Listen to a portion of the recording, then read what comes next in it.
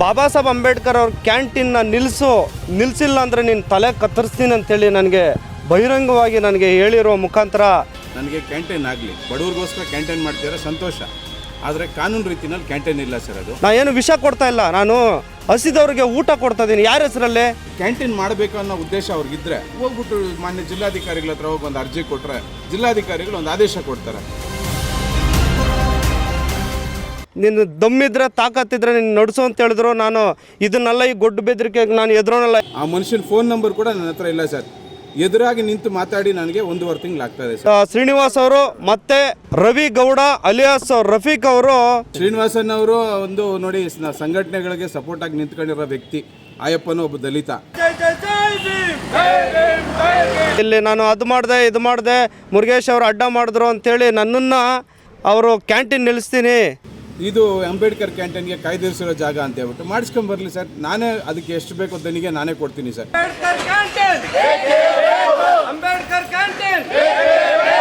ಪುಣ್ಯಾತ್ಮನಿಗೆ ಅವಮಾನ ಮಾಡಿದ್ರೆ ಎಲ್ರಿಗೂ ಅವಮಾನ ಆದಂಗೆ.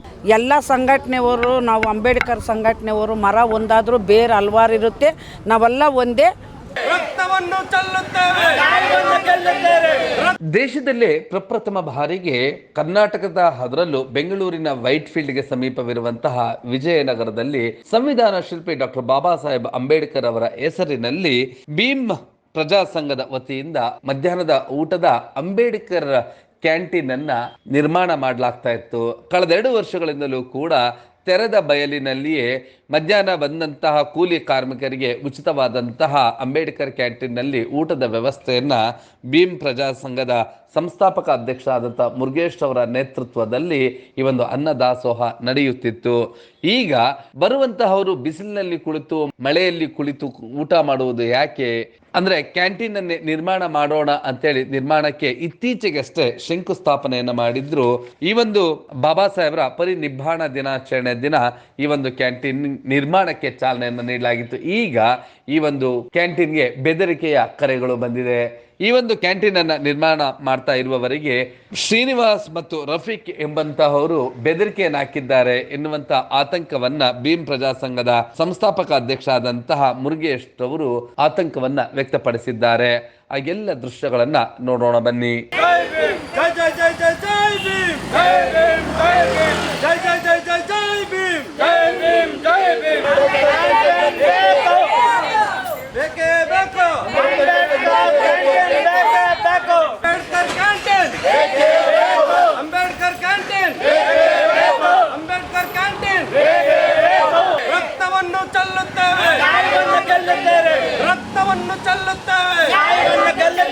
ಹೌದು, ಇತ್ತೀಚೆಗಷ್ಟೇ ಭೀಮ್ ಪ್ರಜಾ ಸಂಘದ ವತಿಯಿಂದ ಬಾಬಾ ಸಾಹೇಬ್ ಅಂಬೇಡ್ಕರ್ ಅವರ ಕ್ಯಾಂಟೀನ್ ನಿರ್ಮಾಣಕ್ಕೆ ಶಂಕುಸ್ಥಾಪನೆಯನ್ನ ಮಾಡಲಾಗಿತ್ತು. ದಾನಿಗಳ ಸಹಾಯದಿಂದ ಈ ಒಂದು ಕಟ್ಟಡವನ್ನ ನಿರ್ಮಾಣ ಮಾಡೋದಕ್ಕೆ ತಯಾರಿಗಳನ್ನ ಮಾಡಿಕೊಂಡು ಈ ಒಂದು ಕಟ್ಟಡ ಒಂದು ಹಂತಕ್ಕೆ ಬಂದು ತಲುಪಿತ್ತು.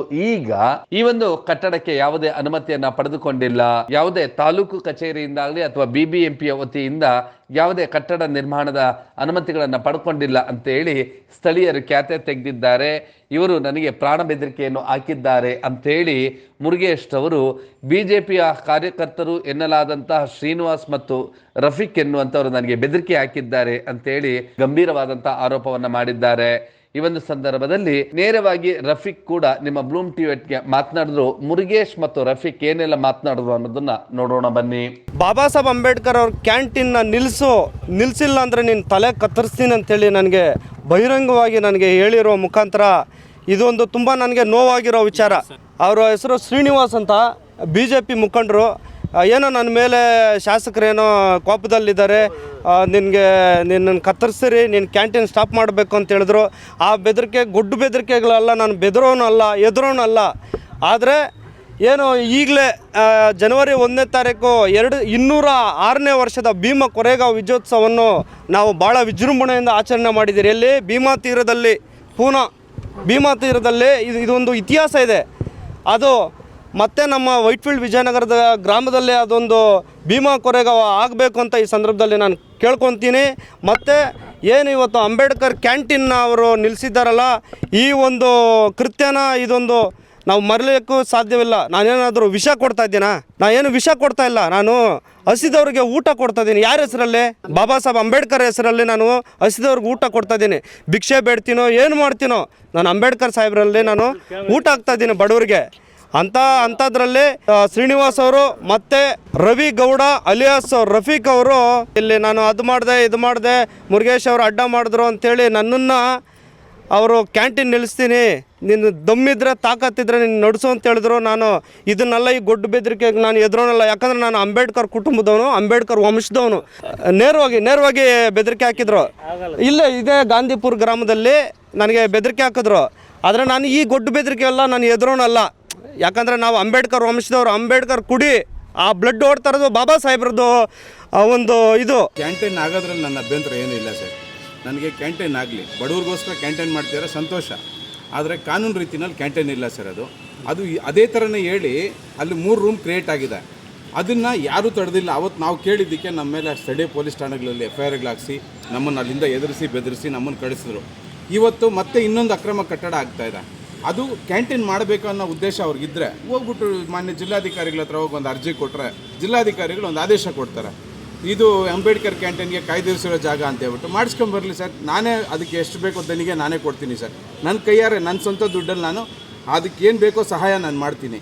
ಮತ್ತು ಟೌನ್ ಪ್ಲಾನಿಂಗಲ್ಲಿ ನಾನೇ ಪ್ಲಾನ್ ಅಪ್ರೂವಲ್ ಮಾಡಿಸ್ಕೊಡ್ತೀನಿ ಸರ್. ಅದನ್ನಲ್ಲಿ ನನ್ನ ಅಭ್ಯಂತರ ಇಲ್ಲ. ಕ್ಯಾಂಟೀನ್ ಆಗೋದ್ರಲ್ಲಿ ನನ್ನ ಅಭ್ಯಂತರ ಇಲ್ಲ ಸರ್. ಸರ್ ಆ ಮನುಷ್ಯನ ನಾನು ಕರೆಕ್ಟಾಗಿ ಅವ್ರು ನೋಡಿ ಸುಮಾರು 1.5-2 ತಿಂಗಳಾಗ್ತಾಯಿದೆ ಸರ್. ಅದು ತಾಲೂಕು ಆಫೀಸಲ್ಲಿ ಕಂಡ್ರೆ ನಾನು ಮಾತಾಡಿಸಿದ್ದೀನಿ ಬಿಟ್ಟರೆ ಆ ಮನುಷ್ಯನ ನಾನು ನೋಡಿಲ್ಲ. ಆ ಮನುಷ್ಯನ ಫೋನ್ ನಂಬರ್ ಕೂಡ ನನ್ನ ಹತ್ರ ಇಲ್ಲ ಸರ್. ಎದುರಾಗಿ ನಿಂತು ಮಾತಾಡಿ ನನಗೆ 1.5 ತಿಂಗಳಾಗ್ತಾಯಿದೆ. ಹೀಗೆ ಇಬ್ಬರ ನಡುವೆ ಈ ರೀತಿಯಾದಂಥ ಮಾತಿನ ಚಕಮಕಿ ಆರಂಭವಾಗಿದೆ. ನಾವು ಬಾಬಾ ಸಾಹೇಬರಿಗೆ ವಿರೋಧ ಇಲ್ಲ ಅಂತೇಳಿ ರಫೀಕ್ ತಿಳಿಸ್ತಾರೆ.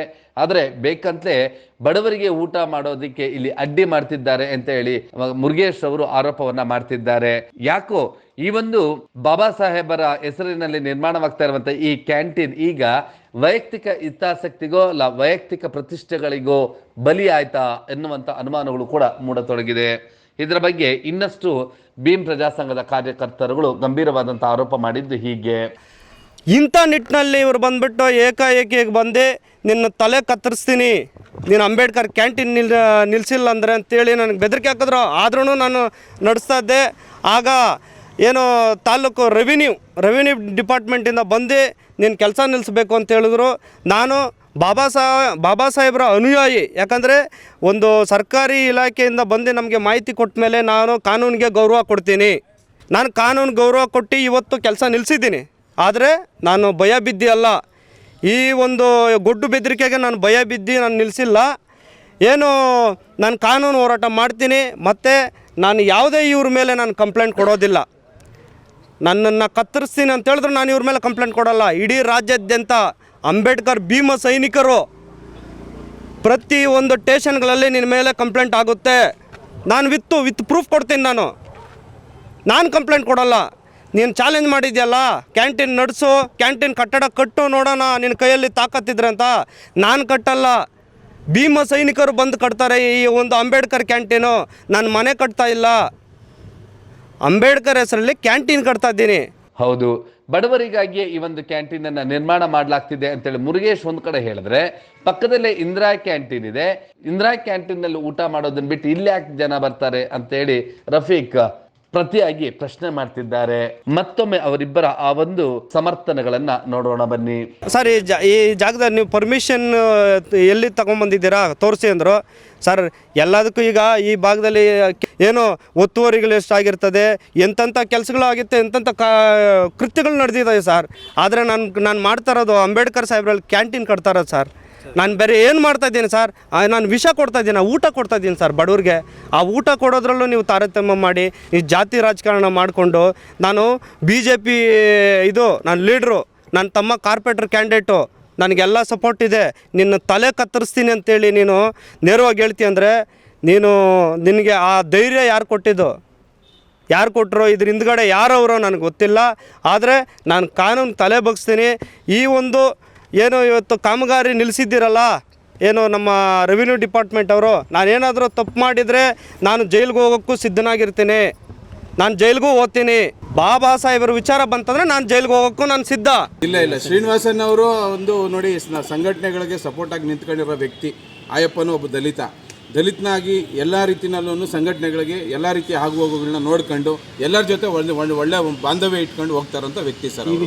ಸರ್ ಈಗೇನೋ ಪ್ರೆಸ್ ಮೀಟ್ ಆಗ್ತಿದೆ ಅಂತ ಗೊತ್ತಾದ್ಮೇಲೆ ಶ್ರೀನಿವಾಸ್ ಅವ್ರು ನನಗೊಂದು ವಿಚಾರ ಹೇಳಿದ್ರು ಸರ್. ಅವ್ರಿಗೆ ಮೈಗೆ ಹುಷಾರಿರಲಿಲ್ಲ, ಹಾಸ್ಪಿಟ್ಲಿಗೆ ಹೋಗಕ್ಕೆ ಹೇಳಿದ್ದೀನಿ, ಈ ಥರ ಏನೋ ಪ್ರೆಸ್ ಮೀಟ್ ಮಾಡ್ತಿದಾರಪ್ಪ, ಅದೇನೋ ನೋಡಿ ನಾವೇನೋ ಕೊಲೆ ಬೆದರಿಕೆ ಹಾಕಿದ್ದೀವಿ ಅಂತ ಹೇಳ್ಬಿಟ್ಟು ಪ್ರೆಸ್ ಮುಂದ್ಗಡೆ ಹೇಳಿದ್ರಂತೆ ಮುರುಗೇಶ್ ಅವರು ಅಂತ ಹೇಳ್ಬಿಟ್ಟು ನನಗೆ ಹೇಳಿದ್ರು ಸರ್. ಇಲ್ಲ ಸರ್ ಹೇಳಿಲ್ಲ ಅಂತಲೇ ಹೇಳಿದ್ರು. ನಾವು ಯಾಕೆ ಒಂದು ಹೋರಾಟಗಾರನ ಬಗ್ಗೆ ನಾವು ಯಾಕೆ ಅಷ್ಟು ಕೇವಲವಾಗಿ ಮಾತಾಡಬೇಕು? ಅವ್ನು ಕಟ್ತಿಯಾರ ಅವ್ರಿಗೆ ನಮ್ಮ ಸಪೋರ್ಟ್ ಮಾಡೋಣ, ಆದರೆ ಕಾನೂನು ರೀತಿನಲ್ಲಿ ಕಟ್ಟಲಿ, ಅದಕ್ಕೆ ಏನೇನು ಸರ್ಕಾರದಿಂದ ಯಾವ್ಯಾವ ಒಂದು ಅನುದಾನಗಳಿದೆಯೋ ನಾವೇ ಮುಂದೆ ನಿಂತ್ಕೊಂಡು ಮಾಡಿಸೋಣ ಅಂತಲೇ ಹೇಳಿದ್ರು ಸರ್ ಅವರು.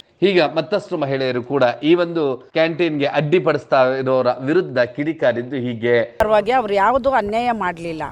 ಒಂದು ಜೈ ಭೀಮ್ ಹೆಸರಲ್ಲಿ ಅವರು ಒಂದು ಅಂಬೇಡ್ಕರ್ ಹೆಸರಲ್ಲಿ ಒಂದು ಅನ್ನದಾನಕ್ಕೆ ಒಂದು ವ್ಯವಸ್ಥೆ ಮಾಡವ್ರೆ ಬಡಬಗ್ಗರಿಗೆ. ಅದರಲ್ಲಿ ರಾಜಕಾರಣಿಗಳು ಎಷ್ಟೋ ಲೂಟಿ ಹೊಡೆದ್ರು, ಎಷ್ಟೋ ಅನ್ಯಾಯಗಳು ಮಾಡಿದ್ರು. ಅದರಲ್ಲೂ ನಾವೆಲ್ಲ ಹೋರಾಟ ಮಾಡಿ ಎಲ್ಲ ನೋಡಿರೋದೆ. ಮಶಾನ್ಗಳದ್ದೆಲ್ಲ ಒತ್ತುವರಿ ಮಾಡಿಕೊಂಡೇ ಅವರು ಇದು ಮಾಡಿದ್ರು, ಅದನ್ನೇ ಹೊಂದಿಸ್ತಾ ಇಲ್ಲ. ಈಗ ಒಂದು ಅನ್ನದ್ದು ಕ್ಯಾಂಟೀನ್ನ ಅವರು ಜೈ ಭೀಮ್ ಅನ್ನೋ ಹೆಸರಲ್ಲಿ ಅವರು ರದ್ದು ಮಾಡೋಕ್ಕೂ ಆಗೋದು ಇಲ್ಲ. ಎಲ್ಲ ಸಂಘಟನೆಯವರು, ನಾವು ಅಂಬೇಡ್ಕರ್ ಸಂಘಟನೆಯವರು ಮರ ಒಂದಾದರೂ ಬೇರೆ ಹಲವಾರು ಇರುತ್ತೆ, ನಾವೆಲ್ಲ ಒಂದೇ. ಅವ್ರ ಕೈಯಿಂದನೇ ಇದನ್ನು ನಡೆಸ್ಕೊಟ್ರೆ ರೈತ ಪರ ಹೋರಾಟ, ದಲಿತ ಪರ ಹೋರಾಟ, ಆಟೋ ಚಾಲಕರು, ಕಾಲ್ ಚಾಲಕರ ಬಗ್ಗೆ ತೊಂದರೆ ಆದಾಗ ನಾನು ಅಲ್ಲಿ ಫಸ್ಟ್ನೇ ಹೋಗಿ ಅವ್ರಿಗೆ ಏನು ನನ್ನ ಕೈಯಲ್ಲಾಗಿದ್ದು ಅವ್ರ ಜೊತೆ ಧೈರ್ಯ ತುಂಬಿ ಬರ್ತೀನಿ ವಿನ ಇದು ಯಾವುದೇ ಕಾರಣಕ್ಕೂ ಸೆಫಿಯವರು ಯಾರು ಅವರು ರಫೀಕ್ ಅವರು ನಮ್ಮ ಸ್ನೇಹಿತರೆ, ಪಾಪ ಅವರು ಕೂಡ ಅನೇಕ ತೊಂದರೆಗಳಾದಾಗ ಅವ್ರ ಜೊತೆ ನಿಂತು ನಾನು ಅವ್ರು ಸಪೋರ್ಟ್ ಮಾಡಿದ್ದೀನಿ. ಯಾರೋ ಶ್ರೀನಿವಾಸನ್ ಅವರು BJP, ನಾವೆಲ್ಲರೂ ಒಟ್ಟಿಗೆ BJPಯಲ್ಲಿ ಇದ್ದವರು, ಇದು ಅಣ್ಣ ತಮ್ಮಂದರು. ಇದೊಂದು ಅಂಬೇಡ್ಕರ್ ಬಗ್ಗೆ ಗೌರವ ಕೊಡೋ ಸಂವಿಧಾನ ಇಲ್ಲ ಅಂದರೆ ಇವತ್ತು ಯಾರೂ ಬದುಕೋಕ್ಕಾಗಲ್ಲ. ಇವತ್ತು ಯಾವನೇ ಅವ್ರಿಗೂ ತೊಂದರೆ ಆದಾಗ ಅವ್ರು ಎಲ್ಲಿ ಹೋಗ್ತಾರೆ, ಸ್ಟೇಷನ್ಗೆ ಹೋಗ್ತಾರೆ. ಯಾಕಂದರೆ ಸಂವಿಧಾನ ಅಡಿಯಲ್ಲಿ ನಾವೆಲ್ಲರೂ ಬದುಕ್ತಾ ಇದ್ರಿ. ಅವ್ರಿಗೆ ಗೌರವ ಕೊಡಬೇಕು. ಅಂಥ ಪುಣ್ಯಾತ್ಮನಿಗೆ ಅವಮಾನ ಮಾಡಿದ್ರೆ ಎಲ್ರಿಗೂ ಅವಮಾನ ಆದಂಗೆ, ತಲೆ ತೆಗ್ಸಂತ ಕೆಲಸ ಮಾಡ್ತಾ ಇದ್ದಾರೆ ಯಾರೇ ಆಗಲಿ. ಆ ರೀತಿ ಮಾಡಬಾರ್ದು. ನೀವು ಯಾವುದೇ ಕಾರಣಕ್ಕೆ ಸಾಕ್ಷರ ಭೇಟಿಯಾಗಿ ಅವ್ರು ನಿಮ್ಗೆ ಸಹಕಾರ ಮಾಡ್ತಾರಂತ ನಾನು ನಂಬಿದ್ದೀನಿ. ಒಟ್ಟಿನಲ್ಲಿ ದೇಶದಲ್ಲೇ ಪ್ರಪ್ರಥಮ ಬಾರಿಗೆ ಏನು ಈ ಒಂದು ಬಾಬಾ ಸಾಹೇಬರ ಹೆಸರಿನಲ್ಲಿ ಕ್ಯಾಂಟೀನ್ ನಡೀತಾ ಇತ್ತು. ಈಗ ಅದಕ್ಕೆ ಒಂದು ಕಟ್ಟಡವನ್ನು ನಿರ್ಮಾಣ ಮಾಡಿಕೊಳ್ಳಲು ಹೋದಾಗ ಈಗ ಇದು ವಿವಾದ ಭುಗಿಲೆದ್ದಿದೆ. ಈಗ ಅಧಿಕಾರಿಗಳು ಕೂಡ ಈ ಒಂದು ಕಟ್ಟಡ ನಿರ್ಮಾಣವನ್ನ ನಿಲ್ಲಿಸಿದ್ದಾರೆ. ಇದು ಈಗ ಯಾವ ತಿರುವುಗಳನ್ನು ಪಡ್ಕೊಳ್ಳುತ್ತೆ, ಯಾವ ಹಂತಕ್ಕೆ ತಲುಪುತ್ತೆ ಅನ್ನೋದನ್ನ ಕಾಲವೇ ನಿರ್ಧರಿಸಲಿದೆ. ನೀವು ಈ ಕೂಡ ಎಲ್ಲ ನಮ್ಮ ಚಾನಲ್ಗೆ ಸಬ್ಸ್ಕ್ರೈಬ್ ಆಗಿಲ್ಲ ಅಂದರೆ ಸಬ್ಸ್ಕ್ರೈಬ್ ಬಟನನ್ನು ಕ್ಲಿಕ್ ಮಾಡಿ, ಪಕ್ಕದಲ್ಲಿರೋ ಬೆಲ್ ಐಕನನ್ನು ಕ್ಲಿಕ್ ಮಾಡಿ. ನಾವು ಅಪ್ಲೋಡ್ ಮಾಡುವಂತಹ ವೀಡಿಯೋಸ್ ನಿಮಗೆ ನೋಟಿಫಿಕೇಶನ್ ಬರುತ್ತೆ.